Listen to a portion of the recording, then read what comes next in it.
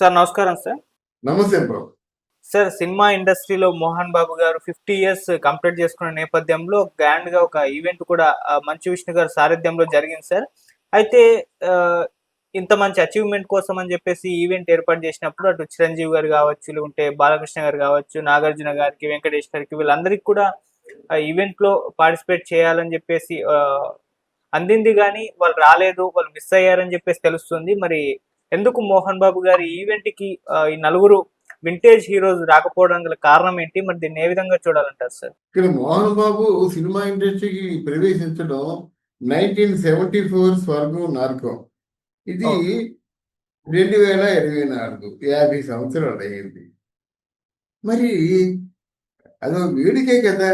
పైగా మోహన్ బాబుని చిన్న ఆర్టిస్ట్గా మనం అంచనా వేయకూడదు.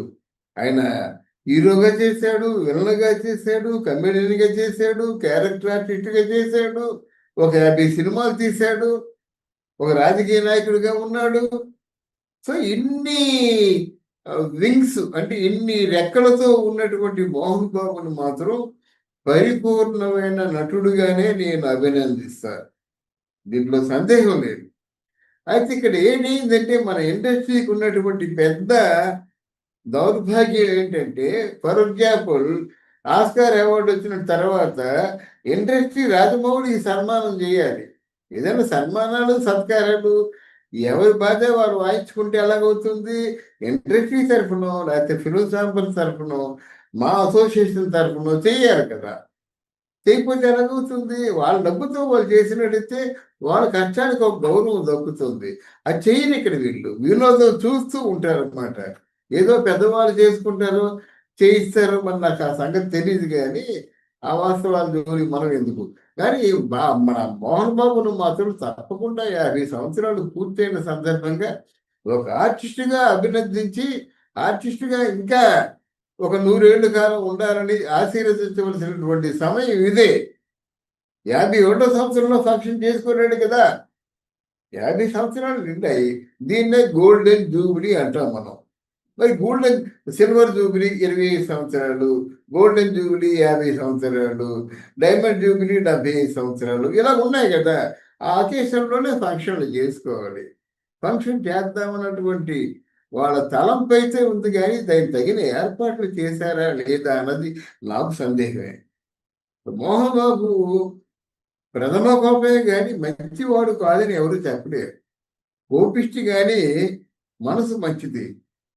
నేనే 4-5 సందర్భాల్లో నాకు రొటీన్గా ఫోన్ చేసి, ఏమిరా రామారావు నువ్వు మనిద్దరు ఒక దగ్గర పని చేసాం, నిన్నేం చేయమంటా చెప్పు, నిన్న తిట్టలేను, నిన్న కొట్టలేను, నీకా చెప్పలేను అనేసరికి నాకు నిజంగా ఒకసారి కళ్ళల్లో నీళ్లు చిప్పిళ్ళాయన్నమాట.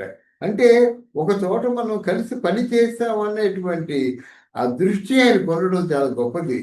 నువ్వు నేను ఒకటే కదరా, ఒకే గురువు నేర్చుకున్నాం కదా అనేసరికి నేను సరే ఎందుకు నేను చెప్పే దాంట్లో ఏంటంటే అర్థం చేసుకుంటే వాళ్ళలో ఉన్నటువంటి ఆ బలహీనత ఏదో అర్థం అవుతుంది. దాన్ని బట్టి వాళ్ళు మార్చుకోవచ్చు అనే ఉద్దేశంతో చెప్పాను తప్ప వేరే కారణం కాదు. సరే ఎందుకు అర్థం చేసుకోలేనప్పుడు వదిలేద్దాం అనుకున్నాను. కానీ ఈ సందర్భంలో మాత్రం నేను మోహన్ బాబుని గురించి మనసులో ఉన్న మాట చెప్పదలుచుకున్నాను. మోహన్ బాబుకి ఫంక్షన్ అవసరమా అంటే అవసరమే. అంటే ఏమిటి, ఈరోజు సినిమాలు దెబ్బతిన్న మోహన్ బాబు ఫంక్షన్ అవసరం కాదు. బాగా ఒక చక్రం తిప్పి ఒక ఇండస్ట్రీలో one of the best and demandable artist అనిపించుకున్నటువంటి మోహన్ బాబుకి ఫంక్షన్ చేయరండి. ఒక పెదరాయికి మీరు ఫంక్షన్ చేయరు, ఒక అల్లుడు గారికి మీరు ఫంక్షన్ చేయరు, ఒక అసెంబ్లీ రోడ్డుకి మీరు ఫంక్షన్ చేయరు. ఏమిటండి ఇదంతేనా?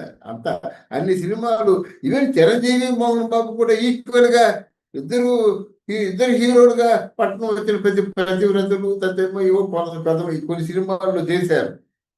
మరి ఎట్లాంటి వాడు చిరంజీవితో సమానంగా ఉన్న ఆర్టిస్ట్ మీరు ఫంక్షన్ చేయరండి? ఆలోచించుకోండి. చేయనప్పుడు ఏం చేయాలి మోహన్ బాబు? ఎవరో చేసినప్పుడే చేసుకుందాం, మనకి దండగా అని ఊరుకుంటే బాగుండేది. కాకుండా ఈ ఫంక్షన్ని బహుశా మోహన్ బాబు ఇష్టపడ్డు విష్ణు వీళ్ళందరూ కలిసి చేసి ఉంటారని నేను అనుకుంటున్నాను. ఎందుకంటే మీకు మేము సన్మానం చేస్తామంటని ఒక ఆర్గనైజేషన్ వచ్చి వాళ్ళు ఒప్పించి సన్మానానికి అప్పుడు సన్మానం చేస్తే ఆ క్రెడిట్ దక్కుతుంది ఆర్టిస్ట్కి కానీ టెక్నీషియన్కి కానీ. లేకుండా మనమే ఒక 50 లక్షలు ఖర్చు పెట్టి ఒక పెద్ద వేదిక తీసుకొని సన్మానం జరిపించుకున్నట్టయితే మీ డబ్బుతో మీరు జరిపించుకున్న సన్మానం అని వెనకమారుగా నవ్వుకుంటారు అనమాట. ఇది డిఫరెన్స్.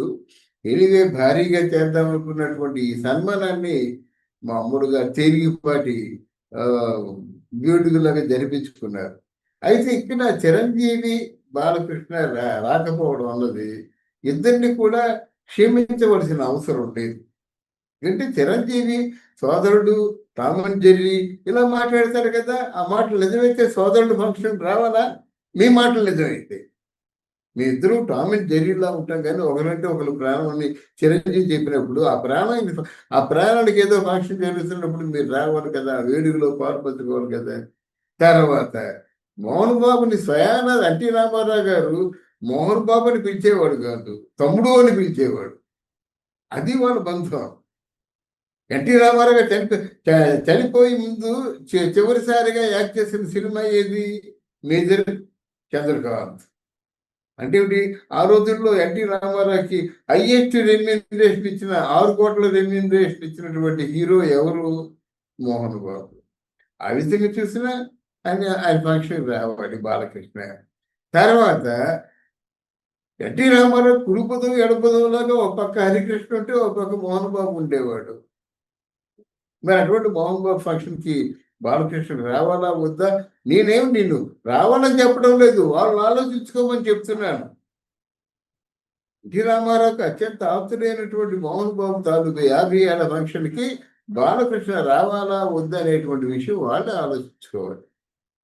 ఇకపోయినట్టయితే వెంకటేష్ నాగార్జున కూడా రాలేదు, ఏదో షూటింగ్లో ఉన్నారన్నారు. ఇక్కడ ఇండస్ట్రీలో ఒకటి ఉందండి, అవసరమైతే అండమాన్ నుంచి పరిగెత్తుకుంటూ వస్తారండి, ఇక్కడి నుంచి అండమాన్కి పరిగెత్తుకుంటూ వెళ్తారండి. అవసరం అయితే ఇంటి పక్కన ఉన్నా సరే తొంగి చూడరండి. అది ఇండస్ట్రీలో ఎప్పటి నుంచో అనుకుంటున్నటువంటిది అన్నమాట. అందువల్ల ఇవన్నీ ఎవరెవరు ఎందుకు రాలేదో వారికి తెలుసు. కానీ మోహన్ బాబు గారికి మనం ఛానల్ తరఫున కోరుకునేది ఏంటంటే, no doubt you're legendary actor Mohan Babu. మీరు నటుడుగా మాత్రం పరిపూర్ణత సాధించిన వ్యక్తి కనుక మీరు ఒక 50 ఏళ్ల పాటు ఉండి మీ తాలూకు నట జీవితానికి వైభవాన్ని చేకూర్చుకుంటారని, అప్పుడు ఈ ఇండస్ట్రీ అందరూ పరిగెత్తుకుంటూ వచ్చి మీ కాళ్ళ దగ్గరికి వచ్చి మీకు ఘనంగా సన్మానం ఏర్పాట్లు చేస్తారని హృదయపూర్వకంగా కోరుకుంటూ ధన్యవాదాలు తెలుపుకుంటాను. Thank you. Thank you so much. Okay.